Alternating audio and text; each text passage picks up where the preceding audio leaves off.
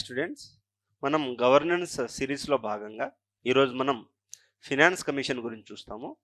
Finance commission మీకు తెలుసు, ఈ యొక్క ఫినాన్స్ కమిషను ఎక్కువ న్యూస్లో ఉంది. ఫినాన్స్ కమిషన్ న్యూస్లో ఉండడానికి మెయిన్ రీజన్ ఏంటి సార్ అంటే, మనకున్న గవర్నమెంట్ స్ట్రక్చర్ ఏంటి అంటే ఫెడరల్ స్ట్రక్చర్ అంటే సమైక్య అంటాం కదా. అంటే మోర్ దెన్ 2 లెవెల్స్ ఆఫ్ గవర్నమెంట్ని మనం ఏమంటున్నాం సార్ అయ్యా అంటే ఫెడరల్ స్ట్రక్చర్ అంటాం, సమైక్య అని అంటాం అన్నమాట. అయితే మనకి కొన్ని సెంటర్ ట్యాక్స్ వేస్తుంది, కొన్ని స్టేట్ తన ట్యాక్స్ తను వేసుకుంటుంది, కొన్ని సెంటర్ ట్యాక్స్ వేస్తుంది స్టేట్ కలెక్ట్ చేస్తుంది, కొన్ని స్టేట్ ట్యాక్స్ వేస్తుంది స్టేట్ కలెక్ట్ చేసుకుంటుంది, కొన్ని సెంటర్ ట్యాక్స్ వేస్తుంది సెంటర్ కలెక్ట్ చేసుకుంటుంది. సో ఈ యొక్క సెంటర్ ఎప్పుడైతే ట్యాక్సెస్ కలెక్ట్ చేసిందో మన రెవెన్యూ జనరేట్ అవుతుంది. జనరేట్ అయిన తర్వాత ఈ యొక్క మనీ ఏదైతే ఉందో అమాంగ్ ద స్టేట్స్ డిస్ట్రిబ్యూట్ చేయాల్సిన అవసరం ఉంటుందన్నమాట. But based on the need చేయాలి. ఎలాంటి అవసరాలు? ఆర్థికపరమైనటువంటి అవసరాలకు చూసుకోవాలన్నమాట. ఆర్థికపరమైనటువంటి అవసరాలు లేదా వెనకబాటుతనం లేదా సోషియో ఎకనామిక్ కండిషన్ లేదా డెవలప్మెంటల్ కండిషన్స్ని బట్టి సెంటర్ అనేది స్టేట్ మనీ అలొకేట్ చేయాలి. బట్ ఏ విధంగా అలొకేట్ చేస్తుంది? Based on political needs allocate చేస్తుంది. ఇది చాలా తప్పిది. అంటే ఆ రాజకీయపరమైనటువంటి అవసరాలు తీర్చుకోవడానికే ఈ యొక్క ఫినాన్స్ కమిషన్ చెప్పేటటువంటి రికమెండేషన్స్ మరి ఫాలో అవుతున్నారో లేదో తెలియదు. ఈ యొక్క ఫినాన్స్ కమిషన్కి అథారిటీ ఎక్కడి నుంచి వస్తుందంటే ఇది ఒక కాన్స్టిట్యూషనల్ బాడీ. అంటే కాన్స్టిట్యూషనల్ బాడీ అంటే ఏంటి? కాన్స్టిట్యూషనల్ బాడీ అంటే దీనికి ఒక ఆర్టికల్ ఉండాలి. ఆ ఆర్టికల్ ఏంటి సార్ అంటే ఆర్టికల్ ఎంత అండి? Article 280 of the constitution tells the like composition structure of the finance commission. Okay, అయితే ఇదేం చేస్తుంది? ఇప్పుడు రిసోర్స్ అలొకేట్ చేస్తుంది. ఇంతవరకు బాగానే ఉంది, రిసోర్స్ అలొకేట్ చేస్తుంది. ఇప్పుడు మనం ఇన్ డీటెయిల్గా క్రిస్పీగా చదవబోతున్నాం. ఓకే, మీ దగ్గర already Ganesh sir classes @mentor అనే టెలిగ్రామ్ ఛానల్లో ఈ ఫైల్ ఉంది. దీంతోపాటు ఇంకా Indian society science and technology యొక్క ఫైల్స్ కూడా అప్లోడ్ చేయడం జరిగింది. అక్కడ నుంచి మీరు డౌన్లోడ్ చేసుకోండి. అండ్ మీరు ఏమైనా ఆన్సర్స్ రాసినా సరే నా గ్రూప్లో నా నెంబర్ ఇవ్వడం జరిగింది. దానిలో మీరు క్వశ్చన్స్ అన్న ఆన్సర్స్ రాసి పంపించండి. దెన్ నేను ఎవాల్యుయేట్ చేసి మీకు నేను ఫీడ్బ్యాక్ ఇవ్వడం జరుగుతుంది. సరే, what is the definition of the finance commission?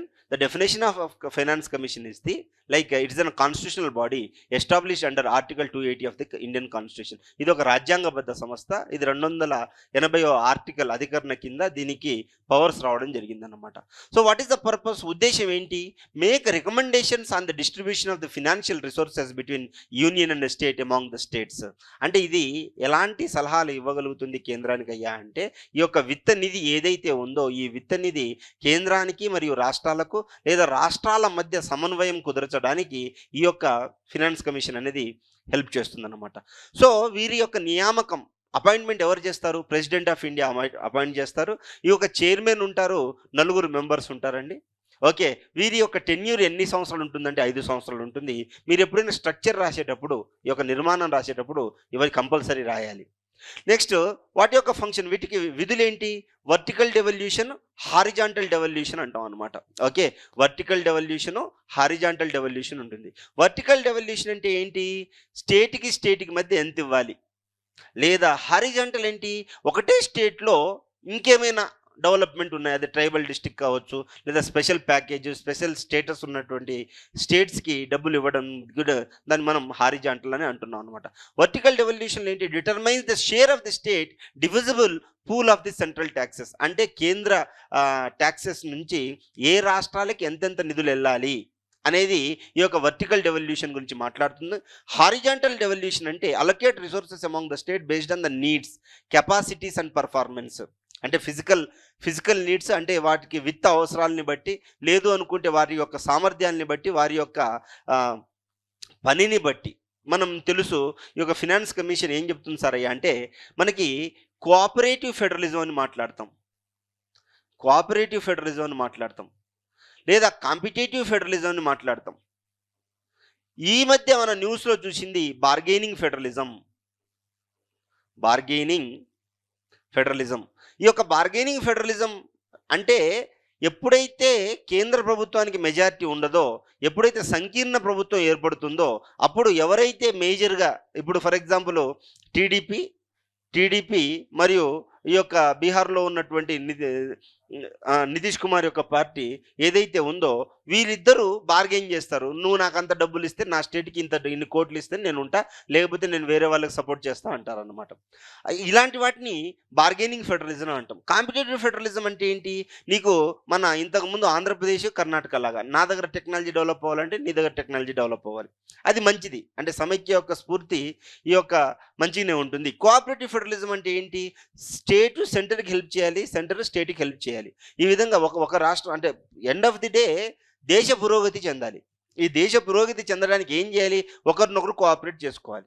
ఇప్పుడు ఏమైంది సారయ్య అంటే, ఈ యొక్క ఫెడరలిజంలో ఎప్పుడైతే స్టేట్ గవర్నమెంట్ ఎక్కువ ట్యాక్సెస్ ఇస్తుందో, సెంట్రల్ గవర్నమెంట్ ఇన్ రిటర్న్ ఇవ్వకపోతే, మన కర్ణాటకన్ పార్లమెంటేరియన్ చెప్పినట్టు సెసెషనిస్ట్ అంటే విడిపోదాము అన్న ఆలోచన ధోరణి క్రియేట్ చేసే అవకాశం ఉంటుంది.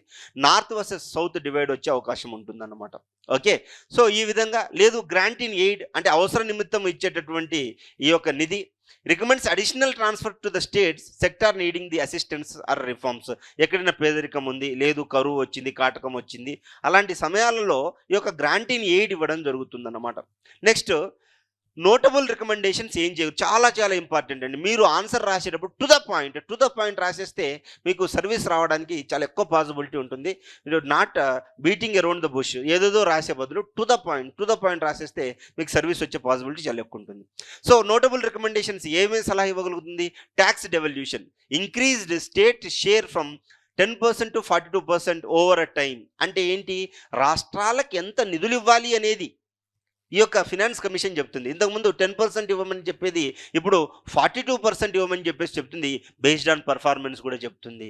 మంచిగా పర్ఫామ్ చేస్తే 10% ఎక్స్ట్రా కూడా ఇవ్వమని చెప్పేసి చెప్తుంది అన్నమాట. పర్ఫార్మెన్స్ బేస్డ్ ఇన్సెంటివ్స్, ఓకే, అంటే పనిని బట్టి encourage physical discipline and reforms. అంటే కేంద్ర ప్రభుత్వం చెప్పినట్టుగా మనం మాట వినగలిగితే, అర్థమవుతుందా? కేంద్ర ప్రభుత్వం చెప్పినట్టుగా ఆర్థిక విత్త నిర్వహణ చేయగలిగితే వారికి ఫినాన్స్ కమిషన్ ఇంకొంచెం ఎక్కువ రాయితీలు ఇచ్చే అవకాశం ఉంటుంది. డిజాస్టర్ రిలీఫ్ ఫండ్ అంటే enhanced preparedness of natural calamities, corona లాంటిది లేదా వయనాడ్ లాంటిది ఏమైనా వస్తే ముందే మనం ప్రిపేర్ అయ్యి ఉండాలి అనే దానికి కూడా విత్త నిధిని కూడా కేటాయిస్తుంది అన్నమాట. Grant for local bodies, strengthening the physical autonomy and accountability. Mahatma Gandhi గారు చెప్పినట్టు గ్రామ వ్యవస్థే ఓకే మన దేశానికి చెట్టు కొమ్మలని అన్నట్టు, మరి వాళ్ళకి అటోనమీ ఇవ్వాలి, అంటే వారికి స్వయం ప్రాతిపత్తి ఇవ్వాలి, వారికి వారే జవాబుదానం ఉండగలగాలి. అంటే ఏం కావాలి? వాళ్ళకి సొంత నిధి కావాలి. ఓకే, ఇండివిజువల్గా వాళ్ళ దగ్గర ఫినాన్షియల్స్ ఉంటే అప్పుడు వాళ్ళు డెమోక్రసీ బతికినట్టు అని చెప్పేసి మహాత్మా గాంధీ యొక్క ఆలోచనలు ఇక్కడ ఉన్నట్టు చెప్తుంది. దాని తర్వాత sector specific grants address needs of health, education, justice delivery and statistics. ఇప్పుడు ఫర్ ఎగ్జాంపుల్ మన బెంగాల్ లాంటి కేసెస్ జరిగాయి అనుకోండి, మరి అలాంటప్పుడు స్పీడీ ట్రయల్ కావాలి. మరి స్పీడీ ట్రయల్ కావాలంటే స్పీడీ కోర్టు కావాలంటే ఇన్ఫ్రాస్ట్రక్చర్ కావాలి. ఇదంతా ఎక్కడి నుంచి వస్తుంది? మీకు ఎక్కడి నుంచి వస్తుంది సార్ అయ్యా అంటే ఈ యొక్క ఫినాన్స్ కమిషన్ దానికి కూడా ఎంతో కొంత బడ్జెట్ అలొకేట్ చేయగలిగితే ఇన్ఫ్రాస్ట్రక్చర్ అనేది డెవలప్ అవ్వడం జరుగుతుంది అనమాట. కీ ఇంప్లిమెంటేషన్ అండ్ మానిటరింగ్ ఏమేమి చేయగలుగుతుంది? So what are the implementations and ఏమేమి మానిటర్ ఏమేమి పర్యవేక్షణ చేయగలుగుతుందో చూద్దాం. సో ఈ యొక్క ఫినాన్స్ కమిషన్ ఏమైనా అడ్వైస్ చేస్తే it is just advisory nature. Okay, it is not binding. ఒకవేళ ఇది కేంద్ర ప్రభుత్వానికి ఏమైనా సలహా ఇస్తే కాన్స్టిట్యూషనల్ బాడీ అయినప్పటికీ, మన రాజ్యాంగబద్ధ సంస్థ అయినప్పటికీ ఇదేమైనా సలహా సూచనలు ఇస్తే అది కేవలం సలహా మాత్రమే. కేంద్ర ప్రభుత్వం దీన్ని ఫాలో అవ్వాల్సిన అవసరం లేదు. Notification formalise through the president's order. Okay, ఇదేమైనా చెప్పాలనుకుంటే ప్రెసిడెంట్ ఆర్డర్ ద్వారా చెప్తుంది. Next monitoring various ministries and departments oversee the implementation. Finance commission has no direct control. ఇప్పుడు ఫినాన్స్ కమిషన్ ఏం చేయగలుగుతుంది? ఇప్పుడు చాలా డిపార్ట్మెంట్స్కి, చాలా డిపార్ట్మెంట్స్కి మరియు చాలా మినిస్ట్రీస్కి మనం ఏమి ఇవ్వగలుగుతాం సార్ అంటే డబ్బులు ఇస్తుంది. ఎవరు? ఈ యొక్క ఫినాన్స్ కమిషన్ డబ్బులు ఇస్తుంది అనమాట. కానీ దీన్ని మానిటర్ చేయగలుగుతుంది, లేదా నువ్వు ఇలా చేయి అని చెప్పలేదు. మరి ఉండి దేనికి? కూరలున్నాయి బట్ కాటేయలేవు. దంతాలున్నాయి బట్ నువ్వు కొరకలేవు. అలాంటప్పుడు నువ్వు సింహమైనా ఒకటే, పిల్లైనా ఒకటే. ఉపయోగం ఉండదు. అలాంటప్పుడు దీన్ని క్రిటిసైజ్ అని మాట్లాడతాడు వాడు. క్రిటిసిజంలో ఇది మాట్లాడడు. ఇది రాయాలి మీరు. విమర్శనాత్మకంగా రాసేటప్పుడు ఫినాన్స్ కమిషను రాజ్యాంగ సంస్థ అయినప్పటికీను అది ఏం చేయలేదు అని మాట్లాడగలుగుతుందన్నమాట. అలాంటప్పుడు ఇలాంటి పాయింట్లు ఎవరు రాయరు. మీరు రాస్తే ఎక్కువ మార్కులొస్తాయి. ఓకే. ఛాలెంజెస్ ఏంటి? ఈ యొక్క అంటే సవాళ్ళు ఏమేమి ఉన్నాయి ఫినాన్స్ కమిషన్ ముందు సవాళ్ళు? First data quality. ఖచ్చితమైనటువంటి డేటా లేదు. మినిస్ట్రీ వాళ్ళు డేటా ఇచ్చింది ఏదో ర్యాండమ్‌గా డేటా ఇస్తారు. మ్యానిపులేట్ చేసి డేటా ఇవ్వడం జరుగుతుంది. Political economy. ఇప్పుడు ఏం చేస్తారు? కేంద్ర ప్రభుత్వానికి ఒక ఆలోచన ఉంటుంది. అంటే ఏ స్టేట్‌లో నెక్స్ట్ వాళ్ళ ప్రభుత్వం రావాలని ఉంటది తప్ప, పేదరికం ఏ విధంగా నిర్మూలించాలి, స్పీడీ జస్టిస్ ఏ విధంగా ఇవ్వాలి, ఇలాంటి ఆలోచనలు వాళ్ళకుండవు. Next implementation difficulties. సరే వీళ్ళు అనుకున్న పని చేయగలిగినా సరే, వీళ్ళు చెప్పే సలహాలు, సూచనలు ఎలాంటియి? చెప్పాలి ఎలాంటియి? కేవలం రికమెండేటరీ నేచరే తప్ప okay. It is not binding. వాళ్ళు చెప్పింది వాళ్ళు ఖచ్చితంగా మాట వినాల్సిన అవసరం లేదు. ఓకే. సో టైమ్లీ ఎగ్జిక్యూషన్ జరుగుతుందని నమ్మకం లేదు. Evolution issues, difficulty in assigning impact and attributing the outcomes. అంటే ఫర్ ఎగ్జాంపుల్ మనం డబ్బులు ఇచ్చినాం. ఈ డబ్బులు ఇవ్వడం ద్వారా నిజంగా ఎంత బెనిఫిట్ జరిగింది అనేది తెలియదు. నిజంగా ఎంత బెనిఫిట్ జరిగిందో తెలియదు. మరి అలాంటప్పుడు మనం ఎక్కడ డబ్బులు పెడుతున్నాం ఏంటి అనేది మనకు తెలియాలి కదా. నెక్స్ట్ అవి ఛాలెంజెస్. ఇప్పుడు ఇది సవాళ్ళు. మరి సమస్యలు ఏమేమి ఉన్నాయి? ఫినాన్స్ కమిషన్ ముందు ఉన్నటువంటి సమస్యలు ఏంటి? Data gaps, lack of reliable data and inter state trade and union cost. అంటే ఏంటి? ఇంటర్ స్టేట్ ట్రేడ్లో ఎంత డబ్బులు వస్తుంది, ఏంది కథ అనేది ఎవరు డిస్క్లోజ్ చేయరు కాబట్టి వాళ్ళకి ఆ డేటా ఉండదు కాబట్టి వాళ్ళు ఎంత డబ్బులు అలకేట్ చేయాలనేది తెలియదు. నెక్స్ట్ వచ్చేసి political influence, navigating the political pressure and competing interest. అంటే ఏంటి? ఇప్పుడు జనరల్గా ఫినాన్స్ కమిషన్ ఏం చేయాలని మాట్లాడుకున్నాం మనం స్టార్టింగ్లో? ఫెడరలిజంని కాపాడాలి.